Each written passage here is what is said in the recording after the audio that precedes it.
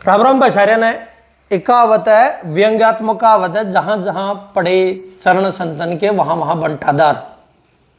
ऐसा लगा है कि बीजेपी आरएसएस के लोगों ने थोड़ा बहुत सम्मान जो इस देश के लोग आरएसएस के लोगों का करे कर दे, इतिहास में थोड़ा बहुत उनका नाम नूम सुना होगा तो थोड़ा बहुत सम्मान करे कर दे, उसका भी नाश कर काटेंगे बीजेपी वाले।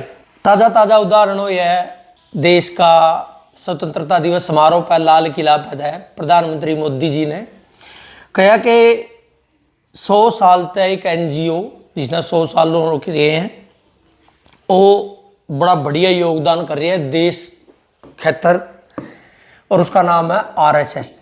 तो टेक्निकली अगर देखा जाए आरएसएस कोई रजिस्टर्ड संस्था नहीं है, एनजीओ नहीं है, और सामाजिक तो बिल्कुल भी नहीं है। यू एक तरीका था कट्टरता भरे धार्मिक काम करने वाली यह संस्था है, और धार्मिक भी नहीं कह सकते आप, ये अंधता फैलाओ हैं, कट्टरवाद भरा लोगों के बीच में, और इसका बहुत योगदान रहा है देश की आज़ादी में, ऐसा मोदी जी का कहना है। तो पहली बात है, देश की आज़ादी में आरएसएस का कहीं कोई योगदान नहीं रहा। देश की आज़ादी खातर लोग बहुत टाइम का संघर्ष कर रहे थे। आरएसएस का जन्म ही 1925 में है। देश की आज़ादी खातर तो उसका पहला 1857 की क्रांति हो चुकी थी, उसके बाद बहुत सारे संघर्ष हुए, और इतिहास में कहीं भी इस प्रकार का कोई जिक्र नहीं है कि आरएसएस ने किसी आंदोलन में भाग लिया हो या आरएसएस का कोई नेता जेल में गया हो देश की आज़ादी खातर, अंग्रेजों गले लड़ाई लड़ी हो, अंग्रेजों का शामी खड़े आया हो, छाती तैन गए। कुछ लोगों का कहना है कि मोदी जी आरएसएस से डर रहे हैं, और आरएसएस कहीं ना कहीं जो अपनी 75 पार वाली इनकी थ्योरी है वह लागू करना चाहे, और उसका पहला शिकार मोदी जी होंगे, तो इसलिए वे डरते डरते आरएसएस की तारीफ करने लग रहे हैं, वो भी देश का लाल किला पर है, ताकि यह जो 75 पार वाली थ्योरी है, 75 पार उम्र के बाद रिटायरमेंट वाली जो बात है वह उन पर लागू ना करे आरएसएस। लेकिन अब आप बात करांगे योगदान की। देश की आज़ादी का आंदोलन में आरएसएस का योगदान तो कहीं नहीं है, बल्कि कहीं कहीं इसी जानकारी मिल जी है कि आज़ादी का आंदोलन का विरोध करने में आरएसएस का जरूर योगदान है। वो चाहे जिस टाइम क्विट इंडिया मूवमेंट चल रहा था उस टाइम भी आरएसएस ने आह्वान किया था कि आप इससे दूर रहो। आरएसएस, भाजपा और तमाम जो ये संगठन है, धार्मिक संगठन, हिंदूवादी संगठन, तथाकथित हिंदूवादी संगठन, आरएसएस, बीजेपी, इनके जितने भी जननायक हैं जिन्हें अपने ईस्ट मानना है, वो चाहे गोलवलकर हो, चाहे श्यामा प्रसाद मुखर्जी हो, और चाहे सावरकर हो, उनके भी अगर आप देखा, उनमें भी अगर आप देखा तो श्यामा प्रसाद मुखर्जी ने हिंदू महासभा थी जब, तो उनने मुस्लिम लीग के साथ मिलकर सरकार बनाई थी। जी हाँ, मुस्लिम लीग की सरकार में वित्त मंत्री रहे थे। वह मुस्लिम लीग उस आदमी मोहम्मद अली जिन्ना की मुस्लिम लीग जो इस देश का बंटवारा खातर जिम्मेदार था, जिसने इस देश को तोड़ा, इस देश में हिंदू मुसलमान का जहर घोड़ा, उस आदमी का गले मिलकर सरकार बनाई थी श्यामा प्रसाद मुखर्जी ने, हिंदू महासभा ने। उसके बाद जिक्र करा सावरकर का। सावरकर का योगदान इस देश की आज़ादी का आंदोलन में हम मानते हैं, ऐसा नहीं है कि वह बिल्कुल भी उनका कोई योगदान नहीं था।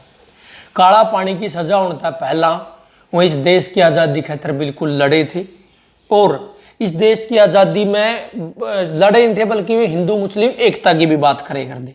लेकिन काला पानी की सजा होने के बाद उस सजा ने उनको तोड़ दिया, और जो यातनाएं दी गई उसने तोड़ दिया, और उसके बाद उसने चिट्ठी लिखी अंग्रेजी हुकूमत को कि तुम मना छोड़ दो और मैं ताउम्र तारा गुलाम रहूँगा, तारा सेवक बनकर काम करूँगा। उसके बाद काला पानी से आने के बाद उनने ताउम्र अंग्रेज़ों की चाकरी करी, अंग्रेजा पर पेंशन ली, लेकिन आज़ादी का आंदोलन में कोई योगदान नहीं दिया। इतना ही नहीं, जो आरएसएस, जो भाजपा आज का टाइम में उनने अपना के कहेंगे एक तरीके का भगवान बनाई बैठी है। आज़ादी तय 10-15 साल बाद भी जब वो जिंदा रही, जितने साल भी वो जिंदा रही, उनको कहीं भी नहीं गिना गया। बीजेपी, आरएसएस और मोदी जी इतिहास में संदिग्धात्मक जिन भी चीज़ों ने छेड़ा है, जब लोग उनका बारे में फिर इतिहास में जा जाकर रिसर्च कर करके कैड के लिया हुए हैं, तो जितना थोड़ा बहुत उनका मान सम्मान लोग पारा करे कर दे, पहला करे कर दे, वो और कम हो जाइए।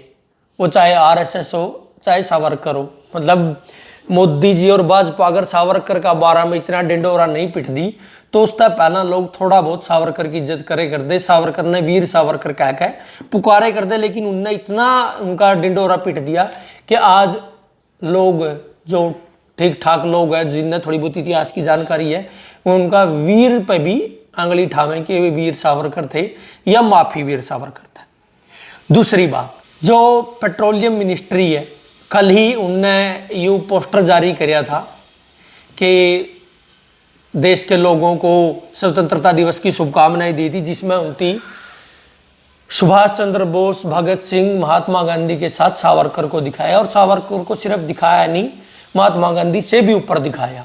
महात्मा गांधी की हत्या नाथूराम गोडसे ने करी थी, लेकिन जब यू केस चल गया, उसका बारे में जानकारी दी गई, तो उस केस में सावरकर भी संदिग्ध लोगों में शामिल था। सबूतों की कमी में उसको छोड़ दिया गया था। लेकिन उस टाइम के इतिहासकार मानते थे कि नाथूराम गोडसे को इस तरीके से तैयार करने के पीछे, उसमें इतना जहर भरने के पीछे कहीं ना कहीं इसका हाथ। यह जो पेट्रोलियम मिनिस्ट्री है, इनमें दो अलग अलग विचारधाराओं ने, दो तीन अलग अलग विचारधाराओं ने शामिल करना लग रही है।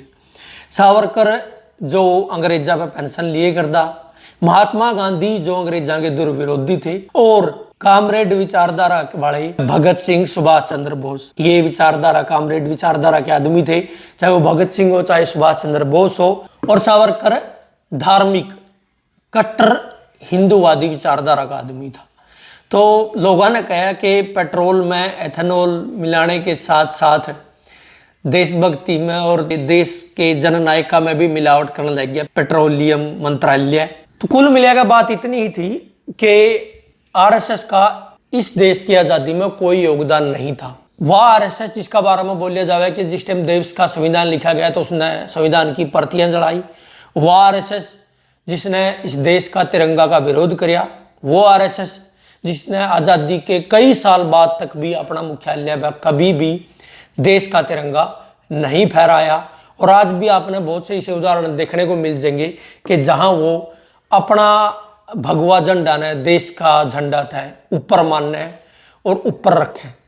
तो उस आरएसएस को इस देश की आज़ादी में बड़ा योगदान बताने वाले माननीय प्रधानमंत्री मोदी जी कहीं ना कहीं इतिहास को बदलने की कोशिश कर रहे हैं कि क्योंकि इनका खुद का तो कोई इतिहास है को नहीं आरएसएस का देशभक्ति वाला, तो क्यों ना मैं लाल किले से बोलकर, क्योंकि प्रधानमंत्री देश का जब बोल रहा है तो वह चीज़ें रिकॉर्ड हुए हैं। और आज नहीं तो आज से 10, 20, 50, 100 साल बाद लोग कहेंगे कि हाँ, देश का प्रधानमंत्री ने भी कहा था कि आज़ादी का आंदोलन में आरएसएस का बहुत बड़ा योगदान था। लेकिन आज तक 2025 तक ये हम मानते हैं कि आज़ादी का आंदोलन में आरएसएस का कोई योगदान नहीं था।